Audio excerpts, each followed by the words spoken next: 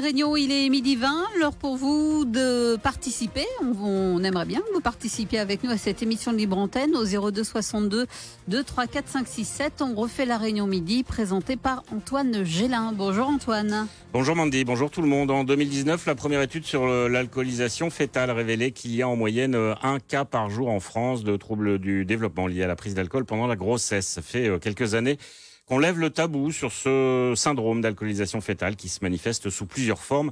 On va y revenir au cours de cette émission. Le SAF est également un tabou ailleurs dans le monde. C'est un phénomène global de santé publique.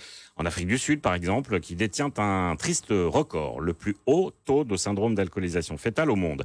Un récent article de Libération, qui est sorti il y a quelques jours, indique que là-bas, pendant longtemps, les viticulteurs blancs ont rémunéré leurs ouvriers noirs et métis, hommes et femmes, avec du vin, une pratique illégale depuis 1961 en Afrique du Sud, mais dont les conséquences se font sentir encore aujourd'hui. Quand en France, on estime que les troubles causés par l'alcoolisation fœtale concernent 2% des naissances, c'est un enfant sur 15 dans certaines villes d'Afrique du Sud où il n'existe aucune structure publique spécialisée d'accueil ou d'éducation pour les enfants atteints de ces troubles. Autant de gamins souvent plongés dans la misère qui n'auront jamais une vie normale.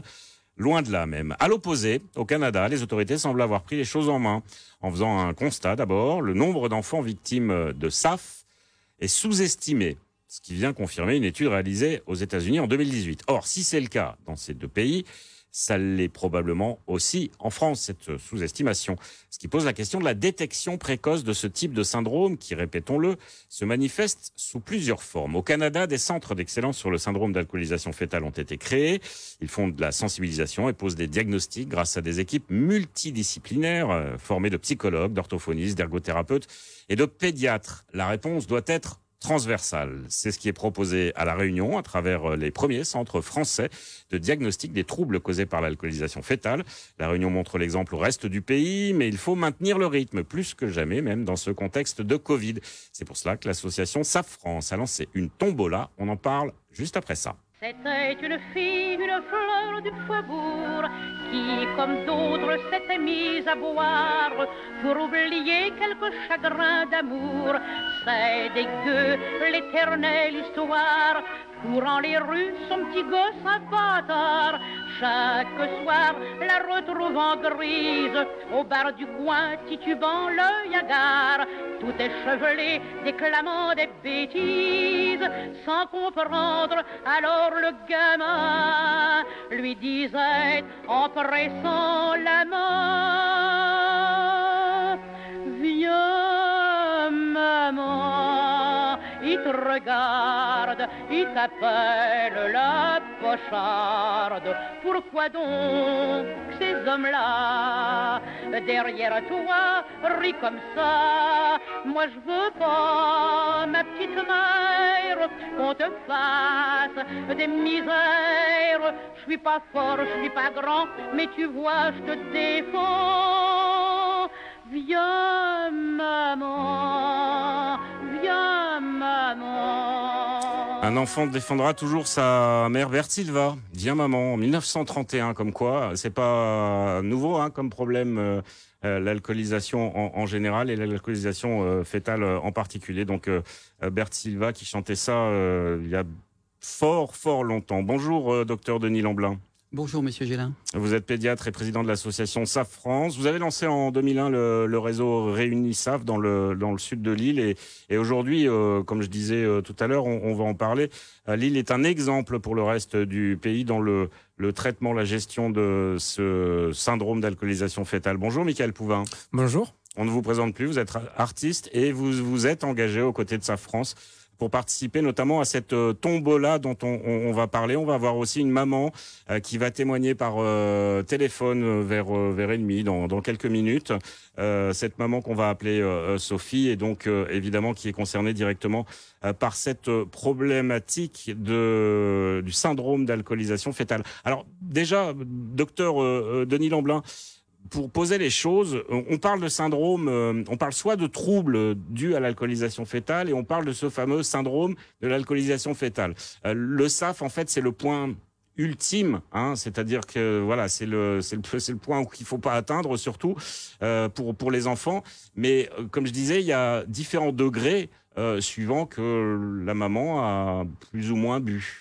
Il y a ça, et puis il y a des mamans qui... Parlez bien près. Il y a des mamans qui métabolisent bien l'alcool et qui vont protéger un peu plus leur bébé. Il y a des bébés qui, génétiquement, vont aussi résister un petit peu plus à l'impact de ce produit, l'alcool, qui est beaucoup plus dangereux que le tabac, beaucoup plus dangereux que même la cocaïne, l'héroïne, parce qu'il est tératogène, c'est-à-dire qu'il provoque des malformations, et surtout des malformations du cerveau. Il faut savoir que le cerveau d'un bébé est très immature à la naissance, et il n'y a que dans la forme grave que vous avez bien exprimée par le syndrome d'alcoolisation fœtale, où ces bébés ont des petits pois, des petites têtes, des petits yeux, ont un cerveau très très abîmé, et très souvent une déficience intellectuelle va être rapidement diagnostiquée. Et ça encore, c'est le stade ultime, c'est-à-dire que c'est loin d'être la majorité des enfants.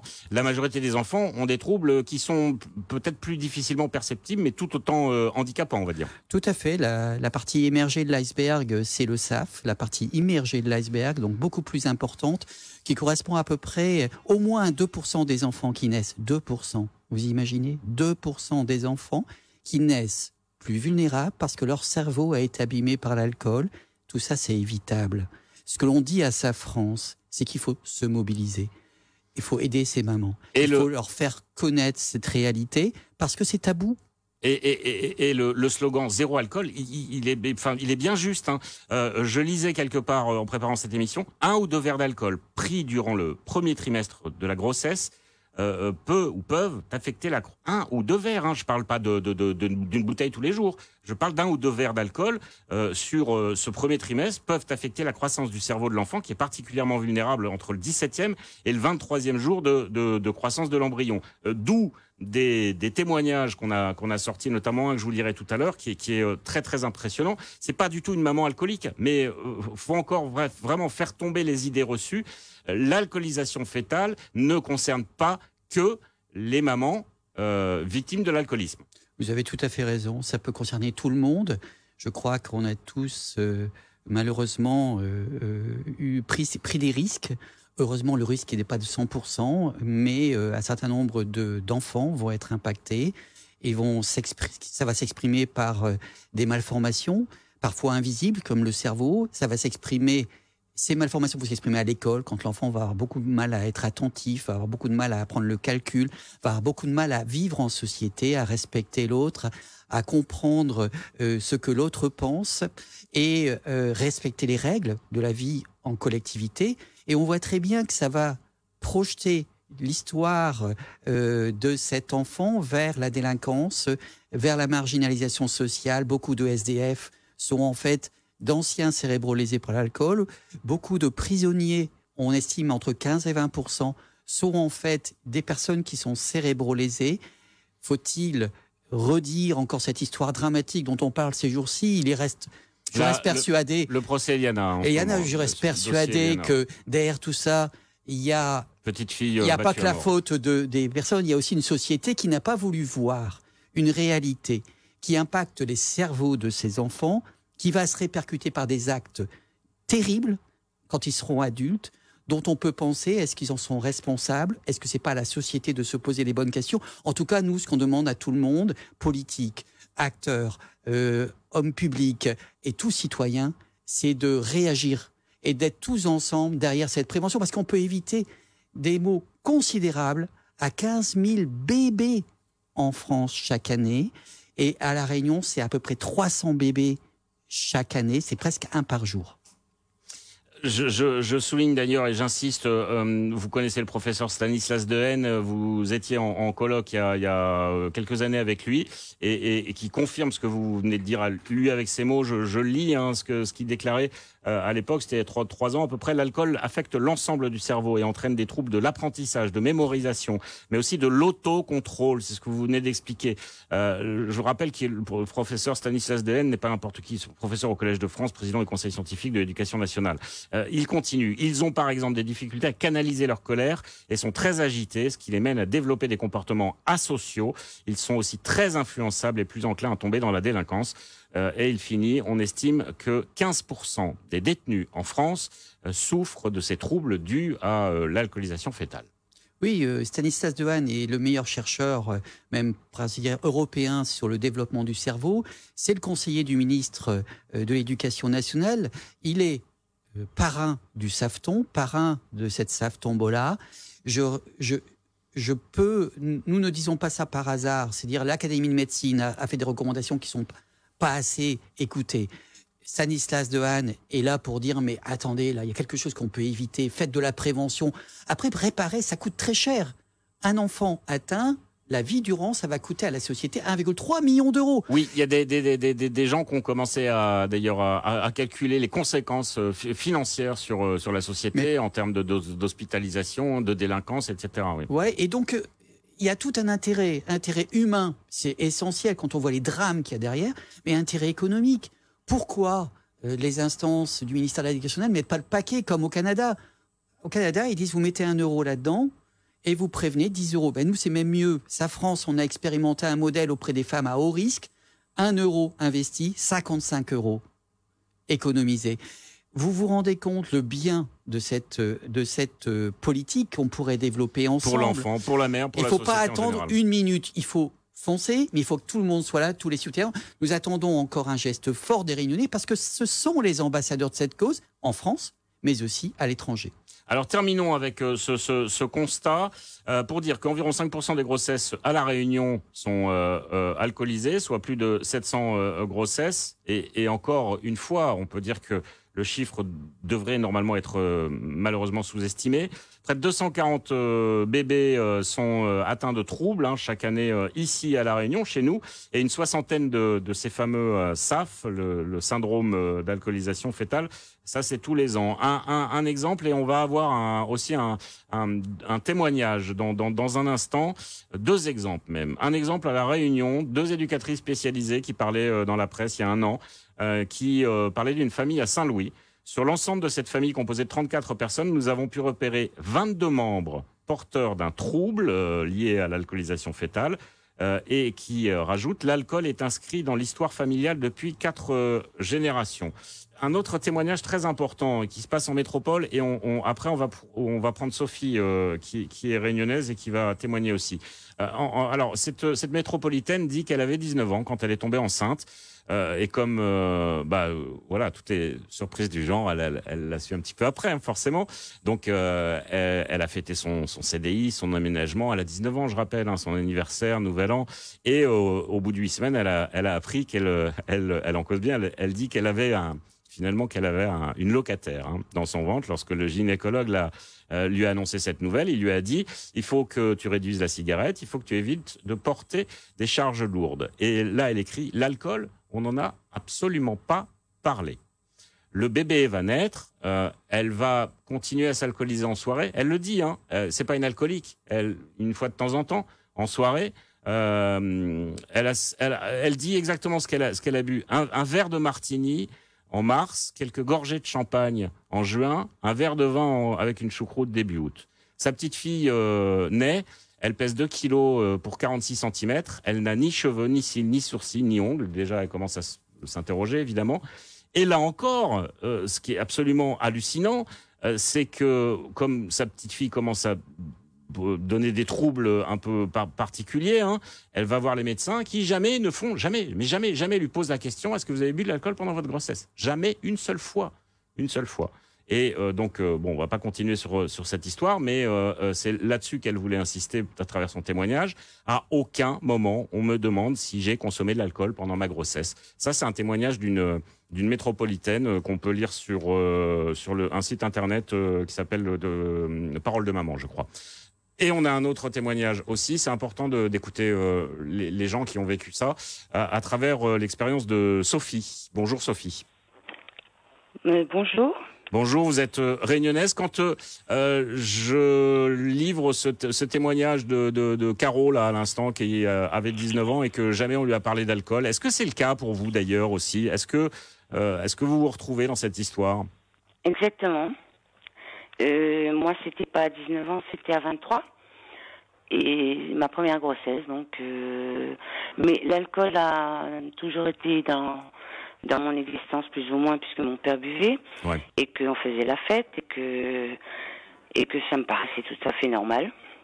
Ma mère ne buvait pas. Et j'ai rencontré donc le père de mes enfants. Je suis tombée enceinte la première fois. Je n'ai pas touché l'alcool. Mon enfant va très bien, le premier. Je suis tombée enceinte 5 ans après, dans d'autres circonstances, voilà. Et il se trouve que je me suis alcoolisée, en pensant réellement que mon enfant était protégé. Beaucoup alcoolisé à quel niveau? C'est-à-dire que c'était un petit verre par jour, un verre par semaine, ou alors ou de l'alcoolisation massive? Non, maximum, non, parce que j'avais, puisque évidemment j'ai pu, un mari, si on veut, aller par là, un conjoint, qui ne buvait pas, donc forcément, non, je ne m'alcoolisais pas. Ouais. Non. Donc c'était plutôt quand mon père venait chez moi, quand il y avait une petite fête, quand il y avait un repas, quand je me disais, bon, qu'est-ce que ça veut... Il est protégé, il est dans son petit cocon, je voyais pas vraiment On imagine le bébé dans son placenta qui est complètement hermétique, et c'est pas le cas. C'est pas le cas. Exactement. Ce n'était pas le cas. Et jusqu'au au jour où j'ai vu, c'est-à-dire qu'il y a eu beaucoup de péripéties avant. Mon médecin traitant ne m'a jamais parlé d'alcool. Et la sage-femme, est-ce qu'elle, justement, parce que quand j'ai été à l'hôpital de jour, parce que justement j'avais des carences d'anémie, enfin ceci, cela, et que certainement la dame qui me faisait faire le monitoring s'apercevait certainement, elle, que je devais boire. Et donc elle m'a conseillé d'aller voir le docteur Lamblin à Saint-Louis, qui pourrait peut-être voir le problème. Peut-être que l'enfant aurait un problème. Peut-être que je sais pas, moi, j'aurais un enfant nain, étant donné que je suis pas grande.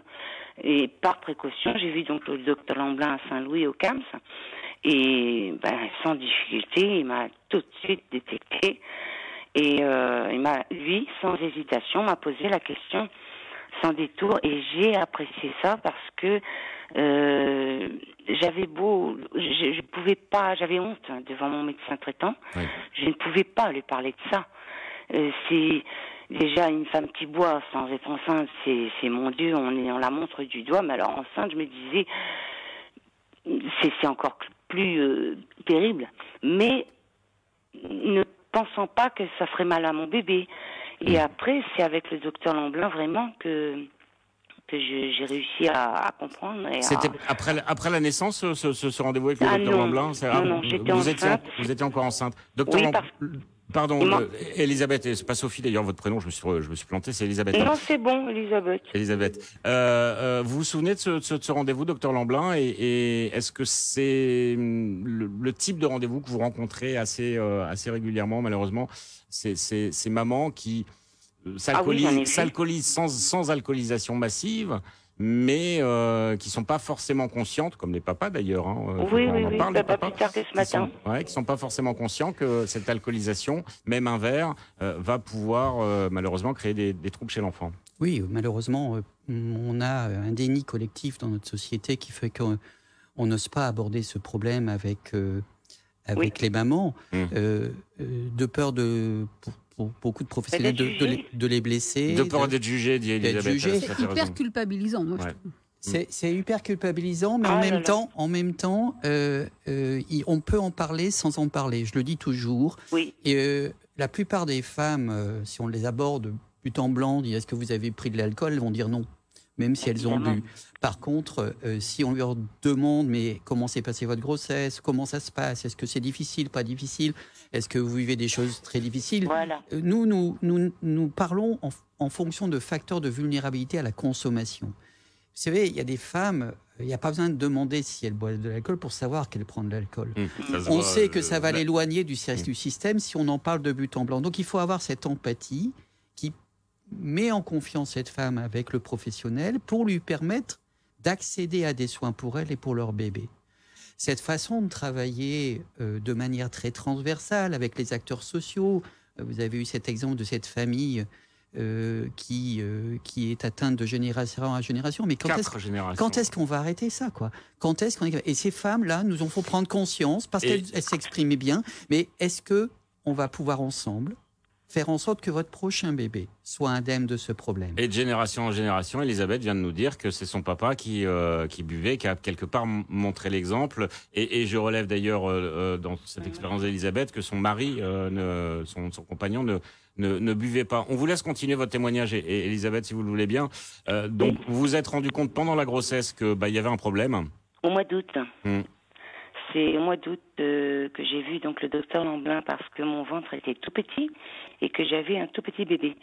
Et donc cette sage-femme qui venait me faire le monitoring à la maison m'avait conseillé de voir ce docteur parce qu'apparemment elle le connaissait. Et il m'avait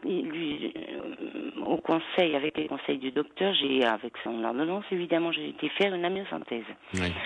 Et donc, il s'avérait que l'enfant était petit, mais qu'il n'avait pas de pathologie, genre nain, trisomique ou quoi que ce soit, mais un petit poids, un retard de croissance. Un gros retard de croissance. Et je tiens à souligner, ce que le docteur Lamblin disait, c'est exact, c'est tout à fait ça. Il ne m'a pas agressé. Quand j'étais à ce rendez-vous, j'étais très anxieuse. Il vous a pas jugé? Du tout. Et il m'a emmené à parler de ça, justement, en parlant de si j'avais des difficultés, si j'avais un problème, est-ce que c'était une grossesse difficile à vivre, ou il m'a amené à en parler. Le déclic, c'est cette libération de la parole. Voilà. Mais il a un don. Et donc, ce qui fait que j'ai réussi à me dévoiler, j'ai réussi à lui expliquer la situation. Et il le savait d'emblée, mais il fallait que j'en parle moi. Je vous en prie, allez-y. Et puis à ce moment-là, je me suis rendu compte de la gravité, puisqu'il me l'a dit sans m'affoler, évidemment, mais il m'a expliqué les dangers. Et là, à partir de août, évidemment, la consommation d'alcool, c'était une grosse prise de conscience. Et j'ai eu la visite de son équipe, Martine, Ribera, Annick Maillot, Mimi, tous les gens qui accompagnent cette équipe qui est formidable. Et ils m'ont vraiment aidé, mis sur en confiance. Et ils m'ont tellement bien expliqué que ils m'ont pas dit qu'il faut arrêter de boire, déjà. Ils m'ont dit, pense à ce que tu fais, pense que ton petit dedans, parce que j'avais tellement de problèmes que c'était mon talon d'Achille. Si ça avait été la bouffe, j'aurais mangé trop. Ouais. Si ça avait été des cachets, j'en aurais pas trop. Bref, c'était l'alcool. Et si les mamans pouvaient, parce que c'est une honte, donc on peut pas, à la limite on boirait presque, je l'ai fait d'ailleurs, hein. J'ai bu juste avant d'aller voir mon médecin généraliste pour qu'il me dise quelque chose. Et il n'a pas eu un déclic. Rien. Je suis rentrée chez moi en pleurant. Et c'est après que j'ai pu rencontrer le docteur Lamblin. Et on ne peut que sensibiliser les praticiens qui à cette problématique. C'est souvent un témoignage qui revient souvent. Mon généraliste m'a rien dit, m'a pas sensibilisé à l'alcool. Et là-dessus, on ne porte aucun jugement non plus. Évidemment. Non. Comment il va, votre petit marmaille aujourd'hui, Elisabeth? Le premier va très très bien. Oui. Il suit des études, il veut être ingénieur. Je n'ai pas bu. Ouais. Et je vois bien la différence avec mes deux autres enfants parce que ça ne m'a pas corrigé. C'est-à-dire que pour le deuxième, il n'est pas grand. Des difficultés pour la scolarité parce que il a suivi la maternelle, il a suivi sa primaire, mais à partir de la 6e, là, il fallait le caser quelque part. Donc on a attaqué les possibilités qu'il y avait, quoi, le peu, soit la CLIS, soit l'ULIS. Sinon rien du tout. Mais pour mon troisième, Paul, enfin le dernier, là ça a été directement maternelle, grosse difficulté, turbulence dans la classe, j'étais convoquée toutes les semaines. Ouais. Alors il a fallu trouver un moyen. Et alors justement, comment ils sont pris en charge, vos enfants, par rapport à ça? Avec le docteur Lamblin et son équipe, justement, on a cherché des solutions pour le caser quelque part. Puisque, donc, il a fait une CLIS, toute sa primaire en CLIS. Ça s'est passé très bien, puisque c'est le professeur qui s'adapte à l'enfant et non le contraire. Donc, il a eu une scolarité, mon Dieu, il ne sera jamais ingénieur, mais à peu près... avec beaucoup de difficultés. Et après la CLIS, donc la fin de la CM2, si on veut aller par là, il fallait qu'il entende quelque part, à 10-12 ans. Donc on a cherché une solution, on l'a placé en Ulysse, ça, en 6e Ulysse, quoi. Ça n'allait pas du tout, mais alors pas du tout. Il suivait pas, c'était inadapté. Ensuite, on a cherché encore avec les dames qui travaillaient avec lui, qui sont spectaculaires, formidables. On l'a mis dans une école qui existait apparemment, c'est l'IME. Oui. Pour faire genre 6e, 5e, 4e, le cycle normal, mais spécialisé dans une école vraiment spécialiste, quoi. Et on imagine que vous êtes extrêmement mobilisée, que ça vous mobilise vraiment tous les jours, Elisabeth. Merci pour votre témoignage précieux, Elisabeth. Je vous en prie, mais si ça pouvait aider beaucoup de mamans, ça serait, mais c'est peut-être qu'une goutte d'eau dans la mer ce que je fais, mais si des mamans pouvaient entendre ça et mettre du jus de fruits dans leur verre, ça serait formidable. Pas une goutte d'alcool pendant la grossesse, évidemment. Et si on peut faire ça aussi avec le papa et les proches et tout. Voilà, une grossesse, c'est pas qu'une seule personne qui porte un enfant, il y a quand même une famille derrière. Tout à fait. Alors ce que dit la maman et qui est très important, c'est le fait que elle n'a pas pu arrêter s'alcooliser malgré tout. Ça a été très difficile. C'est une maladie, c'est compliqué. Cela dit, elle aimait ses enfants et on voit qu'il y a une aggravation d'enfant à enfant. Chaque grossesse accumule en fait des handicaps et le dernier est reconnu comme handicapé, déficient intellectuel parce que l'atteinte de son cerveau est très importante. Mais il est confronté à des pathologies psychiatriques très très souvent. En fait, un grand nombre des pathologies psychiatriques de l'adulte sont intimement liées aux lésions qu'a eu cet être pendant la grossesse de sa maman. Et je crois que, je le redis, médecins, travailleurs sociaux, n'ayez pas peur d'en parler. Alors je vais vous donner 2 numéros de téléphone. Si vous et on les redonnera à la fin de l'émission. Si vous êtes confronté à ce problème-là, on a une équipe formidable. Annick, Martine sont toujours en train de travailler pour aider les professionnels, pour accompagner les travailleurs sociaux dans des familles très complexes. J'ai vraiment beaucoup d'estime pour les travailleurs sociaux qui vont dans des familles compliquées, où il y a de la violence, où visiblement ils sont souvent très seuls pour pouvoir affronter ces problèmes. Je leur dis, mais appelez Annick 06 92 01 38 21, 06 92 01 38 21, ou Martine 06 92 38 58 56. Ces numéros-là sont des personnes qui seront à votre écoute, qui vous aideront, qui vous accompagneront dès qu'il n'y aura pas une maman simplement en difficulté avec l'alcool, mais avant, en grande vulnérabilité aux consommations. Une maman qui fait un accouchement sous X, une maman qui fait des fausses couches à répétition, une maman qui a eu des traumatismes personnels, violences, abus sexuels, elle est sujette à prendre de l'alcool parce que c'est un psychotrope, parce qu'elle ne peut pas faire autrement. Quand on a des grossesses non désirées, des déclarations tardives de grossesse, mais pensez-y, ce sont des mamans qui sont à haut risque de consommer de l'alcool et il va falloir être aidé, il va falloir être une équipe, il va falloir vous seconder et n'hésitez pas à appeler Annick et Martine, elles sont là pour ça. Et ce qu'on souhaite, c'est augmenter cette capacité et la SAF Tombola doit participer à ça. Et merci encore 1000 fois, Elisabeth, pour ce témoignage qu'on espère que pas mal de mamans et de papas, c'est important, et de tous, toutes les auditrices et les auditeurs bien écouter ce message qu'avait à passer Elisabeth.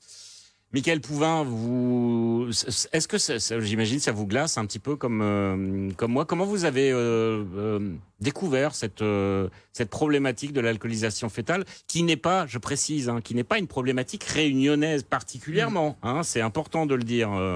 C'est une problématique mondiale. Ça existe en France, ça existe en Russie. On en parlait avant l'émission. Ça existe aux États-Unis et ailleurs. Est-ce que vous avez été confronté dans votre vie, par exemple, à à cette problématique ici alors, chez nous? Pas directement. Alors déjà, le témoignage de cette dame, Elisabeth, c'est très touchant, hein, c'est forcément bouleversant, et d'où l'importance comme vous l'avez dit, de libérer la parole, de parler, de sensibiliser sans culpabiliser l'autre, justement, sans jugement, mais avec toute la bienveillance possible et l'accompagnement possible. Et il y a quelques années de ça, j'avais déjà été sollicité au tampon pour une scène, pour une journée de sensibilisation, pour parler du Safton. C'est vrai que c'est une cause qui me tient à cœur. De toute façon, dès lors où ça touche l'enfance ou la santé, ça me touche. J'ai été parrain du Téléthon, j'ai été sollicité sur des journées de sensibilisation contre la mucoviscidose, le leukodystrophie. Et aujourd'hui, on me sollicite une fois de plus pour le Safton, et ça m'a paru naturel de répondre présent. Et voilà, il faut continuer à en parler. C'est une cause qui se doit d'être connue davantage. Faut sensibiliser les gens. Je pense que il y a beaucoup de travail qui est fait derrière, mais ça demande encore à être connu. Et aujourd'hui, c'est super qu'on puisse en parler.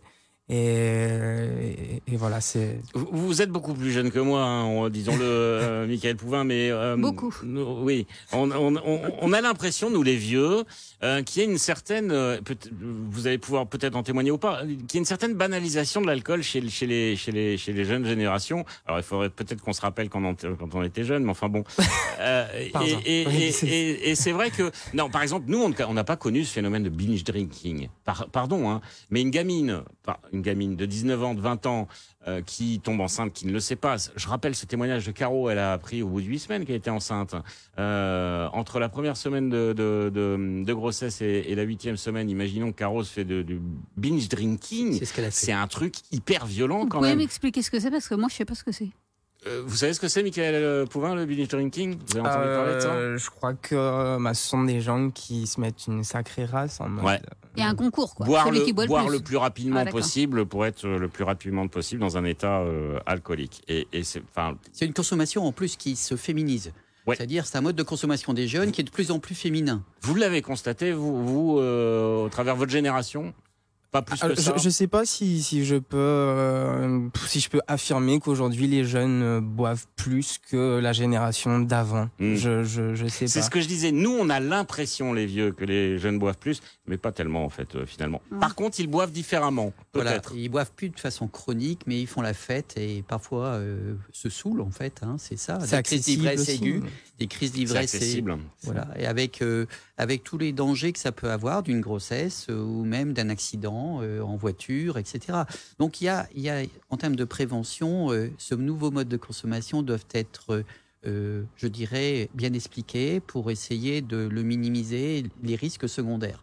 Par ailleurs, les dernières études montrent qu'on a une diminution quand même des consommations des femmes pendant les grossesses. On était, il y a 10 ans, à 23% des grossesses alcoolisées. Maintenant, on n'est plus qu'à 10%. 10%, c'est énorme. Hein. Il y a des messages qui ça avance. Et je pense que la Réunion a joué un rôle important. Le logo mis en place contre vents et marées avec la sénatrice Anne-Marie Payette, je trouve que là, ça a été un énorme progrès. Il faut savoir qu'il n'y a que 13 pays dans le monde qui mettent quelque chose sur les bouteilles d'alcool.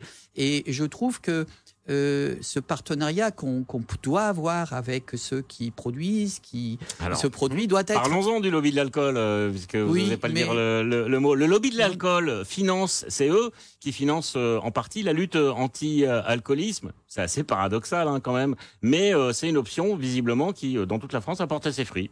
Oui, parce qu'on a été très décriés quand les alcooliers sont venus nous voir les producteurs d'alcool, les alcooliers sont venus nous voir pour essayer de nous aider. Parce que le Safton avait marqué des points. Parce que la parole se libérait et que les femmes parlaient et qu'ils se disent mais qu'est-ce qu'on doit faire? Je dis vous devez nous aider. Et comme je dirais, le gouvernement ne bougeait pas énormément, on a demandé, on a acquiescé avec beaucoup de, je dirais, de précautions.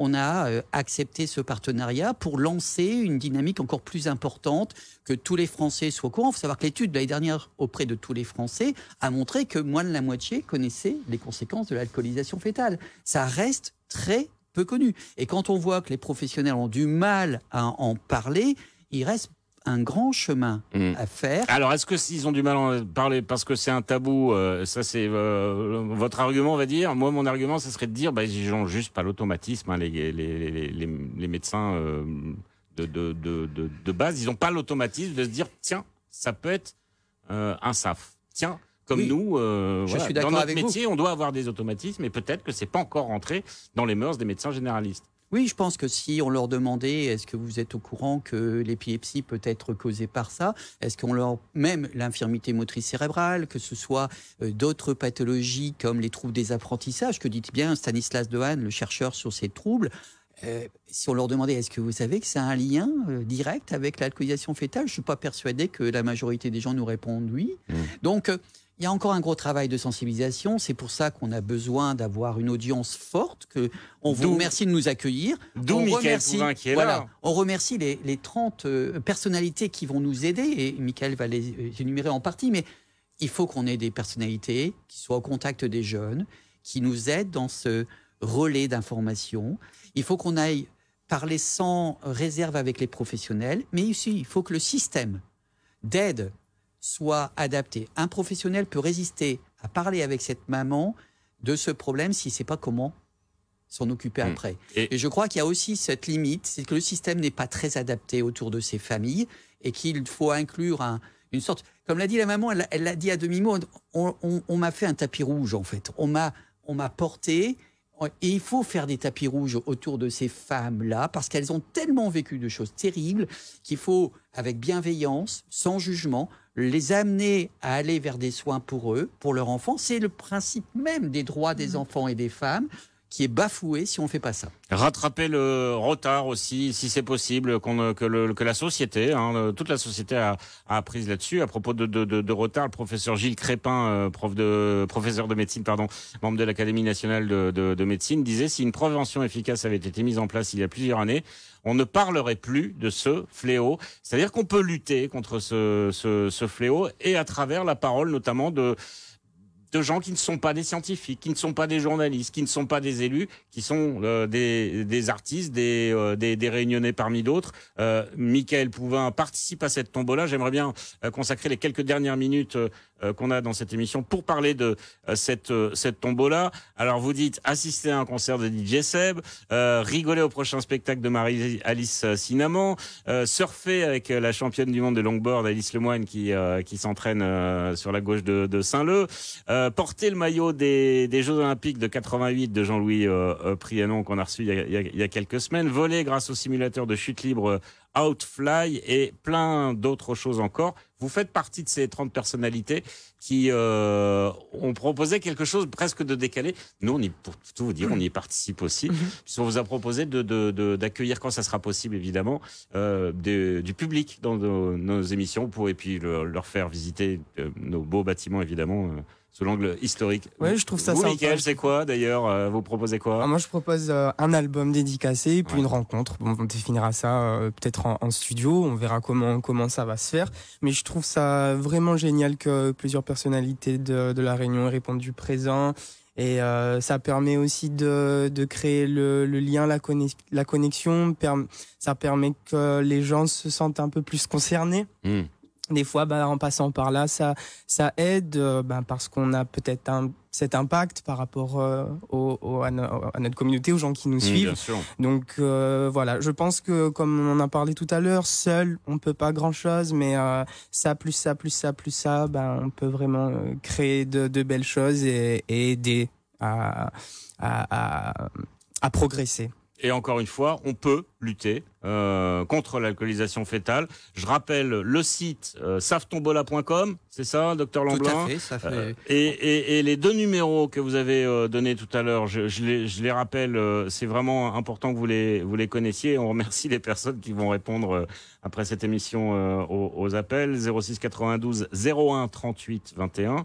01 38 21 et 06 92 38 58 56 38 58 56 et donc vous allez tomber sur l'association SAF France. Et tous les lots de cette tombola sont affichés. Il y a des interviews des des personnalités. On a Jacqueline Farerol, on a Nicole Dambreville qui offre des repas au Margos, on a les Francopholies qui font des places, on a le Sakifo qui clairement est partie prenante de notre combat, parce que c'est la société de demain qu'on prépare. Si vous voulez une réunion qui soit, excusez-moi le mot, asservie, c'est-à-dire que clairement coûte très cher à tout le monde en termes financiers, mais aussi en termes de souffrance. Continuons comme ça. Si on arrive à s'unir, c'est-à-dire là, chaque réunionnais peut tout à fait aller sur le site, prendre un ticket de 2 € de tombola. Nous, ça nous permet d'aller voir un de leurs enfants dans les collèges. Ça nous permet de lui dire, avec des mamans qui vont témoigner, qu'il ne faut pas la juger et que ce problème-là est évitable parce qu'ils peuvent ne pas consommer pendant qu'ils... Alors, je voudrais dire un petit mot des papas. Non, elle n'est pas d'accord. Les papas, les papas, revenez les là papas avec sont plaisir. concernés et ils doivent aussi arrêter de prendre de l'alcool 3 mois avant de concevoir un bébé. L'alcoolisation fétale n'est pas un combat vain. Merci à tout le monde. saftombola.com. Merci. Merci à vous. Il est 13h. On retrouve RTL Paris. Olivier Bois pour l'information. Olivier, bonjour. Bonjour. Un homme s'est poignardé lui-même ce matin alors qu'il tentait de rentrer dans le commissariat d'Épinal dans les Vosges. Il s'est présenté très agité à l'accueil.